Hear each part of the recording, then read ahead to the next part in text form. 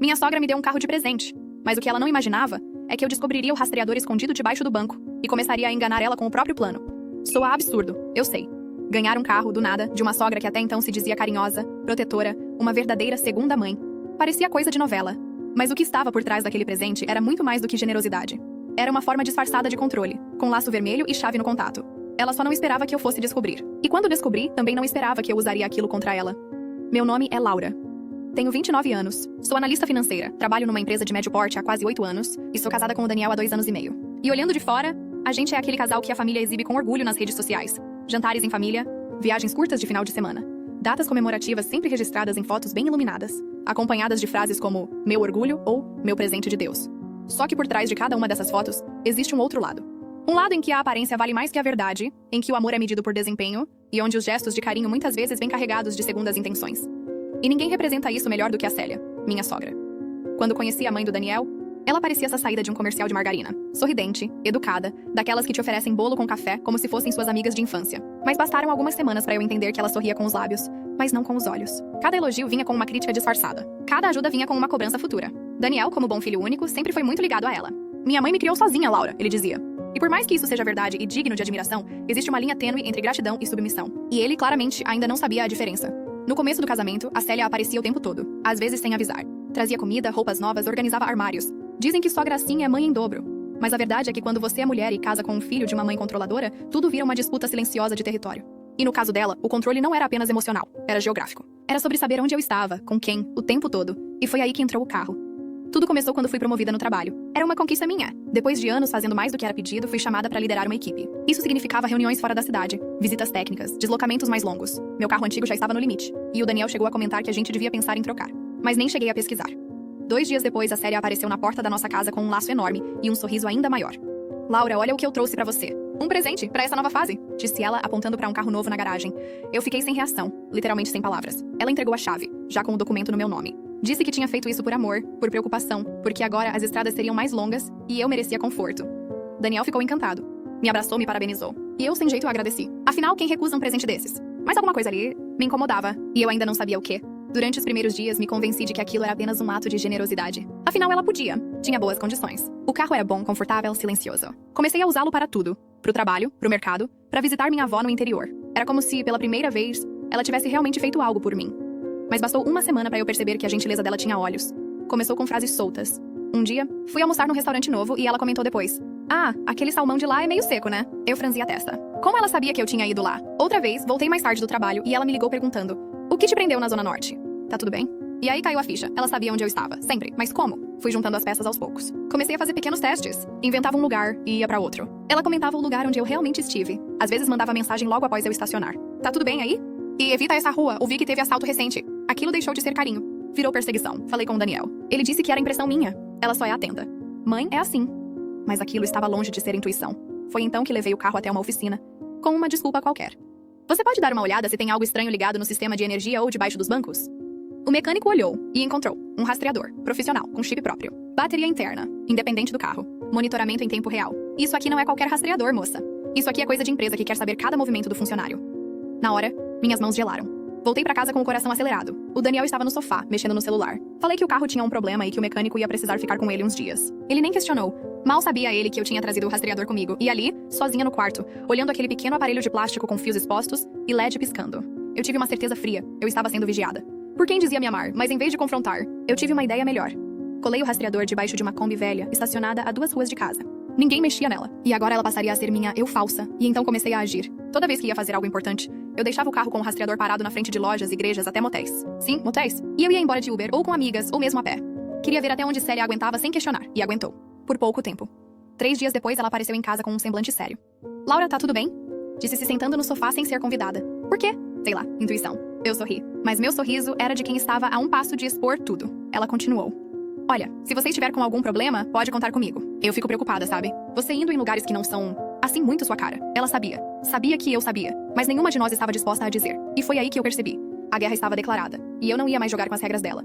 Eu nunca imaginei que o maior presente que alguém me daria se transformaria no maior jogo de manipulação que já enfrentei. E pior, não era só sobre o carro. Não era só sobre a localização. Era sobre o que eu fazia, o que eu sentia e até o que eu pensava. Porque depois que descobri o rastreador escondido e comecei a manipular o sistema, percebi que aquilo era apenas a ponta de um iceberg muito mais profundo e assustador. Célia não queria só saber onde eu estava. Ela queria saber quem eu era quando ninguém estava olhando. Comecei a prestar mais atenção aos detalhes. Sabe quando você tira a venda dos olhos e de repente tudo muda de cor? O que antes parecia coincidência agora era uma pista. O que parecia preocupação, agora soava como ameaça. Teve um dia em que cheguei em casa do trabalho mais cedo do que o normal. Daniel ainda não tinha chegado. A casa estava silenciosa. Ou assim eu pensei. Mas quando entrei no quarto, ouvi um som estranho vindo do closet. Um estalinho, como um clique. Virei rápido e nada. Apenas uma das portas meio entreaberta. Fui até lá. Mexi nas prateleiras, nos sapatos. E ali, entre as caixas, encontrei uma pequena câmera do tamanho de uma moeda, camuflada numa embalagem de remédio. Era uma microcâmera. Com cartão de memória, minhas mãos gelaram. Meus pensamentos embaralharam. Aquilo estava ali há quanto tempo? O que ela já tinha gravado? Por que dentro da minha casa? Por que ali? A resposta me veio rápida e dolorosa. Ela queria me ver. Mesmo quando eu pensava estar sozinha. Desmontei a câmera, tirei o cartão e escondi comigo. Não disse nada. Nem pra Daniel. Nem pra ninguém. Fingi que não percebi. Mas naquele dia, algo quebrou em mim. Parei de confiar nas paredes da minha própria casa. A partir dali, passei a dormir mal. Evitava falar ao telefone em casa. Me trocava no banheiro com a luz apagada. Comecei a andar com um caderninho onde anotava tudo, mas que eu levava comigo pra todos os lugares. Meus pensamentos agora só eram meus se estivessem escritos à mão. Daniel começou a perceber minha mudança de comportamento. Chegou a perguntar: "Tá tudo bem?" "Você tá meio diferente." Eu sorri. "Tô ótima." Mentir ficou mais fácil do que explicar, porque eu sabia que, se falasse a verdade, ele iria defender ela.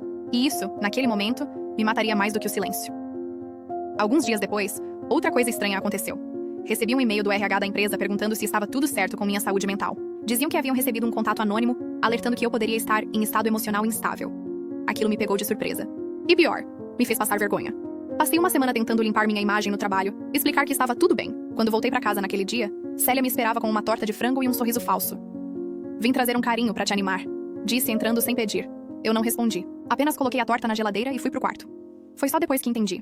Ela queria me desestabilizar. Queria que eu explodisse. Foi quando percebi que eu precisava reagir. Mas não reagir de forma impulsiva. Precisava pensar com frieza. E a primeira coisa que fiz foi instalar um software no meu notebook. Um sistema que gravava discretamente todos os acessos, cliques, tentativas de login, mensagens, tudo. Queria saber se alguém estava tentando invadir meus e-mails, minhas redes, meu trabalho. E foi assim que descobri que, durante 2 dias seguidos, houve tentativas de login remoto na minha conta do banco. Não conseguiram. Mas tentaram. De dentro da minha casa. O horário, justo nos dias em que Daniel ficou trabalhando de home office e eu saí pra reunião externa. Não quis acreditar. Mas a soma de tudo me empurrou pra um lugar inevitável. Ou ele estava envolvido, ou estava sendo manipulado. Ou pior, ele sempre soube. Na semana seguinte, uma amiga minha do trabalho, a Fernanda, me chamou pra conversar. "Você tá bem mesmo, Laura?" "Por quê?" "É que sua sogra veio até o escritório. Não falou nada direto. Só disse que estava preocupada, que você andava agindo estranho, e perguntou se alguém daqui tinha notado alguma mudança." Eu congelei. Ela tinha ido até meu trabalho. Pessoalmente. Me expor. Me descredibilizar. A Fernanda completou. "Sabe, eu não queria me meter, mas... Laura, isso não é normal." E ali, pela primeira vez, alguém de fora confirmou o que eu já sabia. Não era normal. Não era amor. Não era cuidado. Era vigilância. Era invasão. Era destruição emocional, disfarçada de zelo. Voltei pra casa decidida. Entrei no quarto. Sentei de frente pro Daniel e falei com calma. "Você sabia do rastreador no carro?" Ele hesitou. "Que rastreador?" Mantive o olhar firme. "Daniel, não mente." Eu descobri. Já faz semanas. Tirei e guardei. Comecei a usar isso contra ela. "Já sei que vocês monitoravam meus passos. Também achei uma câmera escondida no closet. E agora sei que alguém tentou acessar minha conta bancária." Ele ficou pálido. Não disse nada por um tempo. Até que soltou. "Eu não sabia da câmera. Mas sabia do rastreador?" Ele engoliu seco. "Ela disse que era pra minha segurança. Que você andava esquisita. Que talvez estivesse se envolvendo com alguém. Que o quê?" Cortei. "Que talvez você estivesse escondendo alguma coisa." Soltei uma risada amarga. Olhei pra ele como quem olha pra um estranho. Engraçado, né? Eles me espionaram, me controlaram, me acusaram, e agora ainda querem me pintar como a errada. Ele tentou se aproximar. Tocar minha mão. Mas eu levantei. "Daniel, você escolheu o lado dela." E agora eu escolhi o meu. Naquela noite não dormi. Arrumei uma mala pequena. Peguei meus documentos. Escondi o notebook. Saí de madrugada sem fazer barulho. Me hospedei num hotel barato perto do trabalho. Passei a semana lá. Dei entrada em um pedido de investigação de violação de privacidade. Fiz um boletim de ocorrência. Fui orientada a não confrontar diretamente. Guardei provas. Imprimi tudo. No hotel, entre uma reunião e outra, comecei a planejar minha saída definitiva. Um apartamento pequeno, com contrato no meu nome. Troca de chip de e-mail de senhas. Um corte completo. E por mais que doesse, entendi uma coisa que me libertou. Estar casada com alguém que te expõe e não te protege. É a forma mais solitária de estar acompanhada. 2 dias depois, recebi um e-mail da Célia. "Filha, estou preocupada com você. Não some assim. Estamos todos te esperando. Se precisar de ajuda, me avisa. Sempre estarei aqui. Com amor, mamãe." Mamãe. Era assim que ela assinava. Como se tudo que tivesse feito fosse por amor. Como se me vigiar, invadir, manipular e destruir aos poucos fosse uma forma de proteção. Mas eu não respondi. Apenas printei. E salvei. Porque na história que eu estava prestes a contar pro mundo, ela não ia ser a mocinha. E nem eu a louca. Quando eu saí de casa naquela madrugada, carregando apenas uma mala pequena e uma decisão que me corroía por dentro, eu não imaginava que mesmo longe eles ainda conseguiriam me alcançar. Que o peso da manipulação deles não estava mais só nos objetos, nos rastreadores, nas câmeras, mas na minha cabeça. E no meu coração também. Por mais que eu soubesse que estava certa em sair, por mais que todas as provas estivessem do meu lado, ainda existia uma parte de mim que duvidava, que me perguntava se eu não estava exagerando, se não era tudo um mal entendido. Essa parte em mim tinha a voz da Célia. E é isso que essas pessoas fazem com a gente. Elas entram na nossa mente tão lentamente que a gente nem percebe que está vivendo sob um script escrito por elas. No hotel, minha rotina era silenciosa. Acordava cedo, tomava café com o celular desligado, respondia e-mails no notebook monitorado por mim mesma. Todas as mensagens da Célia e do Daniel eu deixava sem resposta. Apenas lia, printava e arquivava. Eu tinha uma pasta escondida no meu Google Drive chamada Verdade, com mais de 300 arquivos. Imagens, prints, vídeos, áudios. Documentos que comprovavam cada tentativa de invasão, cada violação de privacidade, cada armadilha emocional que me cercava dentro daquela casa. Mas por mais blindada que eu estivesse digitalmente, emocionalmente eu estava aos cacos. Daniel, claro, tentou me encontrar. Mandou mensagem, ligou. Disse que tudo era um mal entendido, que a mãe só queria ajudar, que nada foi com intenção ruim. E o mais assustador foi perceber que ele realmente acreditava nisso. Ele acreditava que colocar rastreador era cuidado, que filmar minha intimidade era preocupação, que expor minha imagem no trabalho era zelo. Eu não estava casada com um cúmplice. Estava casada com alguém que foi moldado por ela. E isso, no fim, era ainda mais perigoso. Porque ele não sabia o que estava fazendo. E mesmo assim fazia. Passei uma semana no hotel antes de mudar para um apartamento pequeno, no centro da cidade. Fui ajudada por 2 amigas do trabalho, que mantiveram sigilo absoluto. Ainda não contei pra ninguém da minha família. Não queria explicações, nem julgamentos. Só precisava de ar.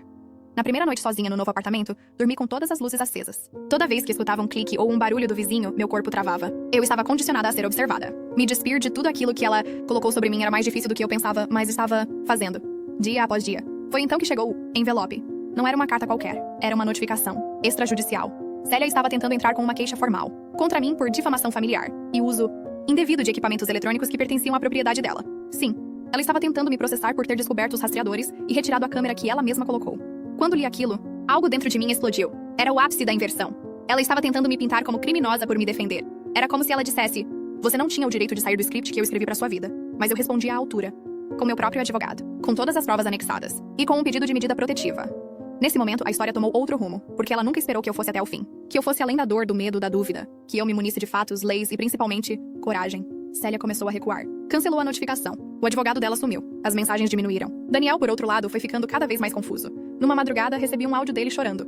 Eu não sei quem acreditar. Você disse que foi vítima? Ela disse que só queria cuidar. Eu tô no meio disso. Mas sinto que perdi você. E naquele ponto, ele tinha razão. Ele tinha me perdido. Porque quando você deixa que alguém invada, quebre e manipule a pessoa que você diz amar, você não só perde ela, você se perde também. Foram 3 meses sem contato algum. Eu troquei de número. Mudei todos os meus documentos. Fiz acompanhamento psicológico. Voltei a trabalhar normalmente. Mas dentro de mim, ainda havia uma parte que precisava entender. Por que ela fez isso?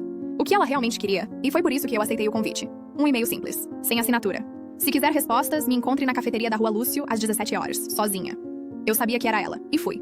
Ela estava sentada à mesa do canto, impecável como sempre. Casaco claro, cabelo preso, uma pasta ao lado. Quando me viu, sorriu como se nada tivesse acontecido.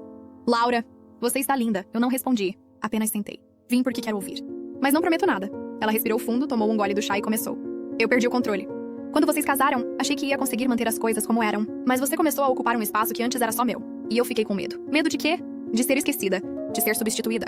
De ser desnecessária. Houve um silêncio. Ela continuou. Não estou justificando. Mas queria que você soubesse que não foi ódio. Foi medo. E medo se transforma em muita coisa feia. Fiquei olhando pra ela por alguns segundos. E pela primeira vez, vi Célia sem o verniz. Sem o personagem. Ela não era um monstro. Mas era alguém que escolheu o controle quando poderia ter escolhido o amor. Ela empurrou a pasta na minha direção. Aqui estão os documentos do carro. Já estão no seu nome. Definitivamente. Eu me retirei da empresa que rastreava. Está tudo aí se quiser verificar. Por que agora? Porque eu entendi que perdi. Mas mais do que isso, entendi que nunca foi uma competição. Só eu estava jogando. Voltei pra casa com a pasta no colo, sentei no sofá e chorei. Não por ela. Não por Daniel. Mas por tudo que eu aceitei. Por tudo que eu deixei passar. Por tudo que eu tentei justificar em nome da paz. Porque a verdade, Daniel ainda me manda mensagens de vez em quando. Não sei se por saudade, culpa ou hábito. Eu não respondo. Célia também sumiu. E o carro? Eu ainda tenho. Mas quase nunca uso. Porque toda vez que coloco a chave na ignição, lembro que ele não foi apenas um presente. Foi o início de uma guerra. E, no fim das contas, eu não sei se ganhei, só sei que sobrevivi. E às vezes só isso já é mais do que suficiente. E até hoje eu não sei se fiz a coisa certa. Comenta aqui. No meu lugar, você teria ido embora. Ou teria enfrentado tudo de frente. Se inscreve pra ouvir mais histórias como essa.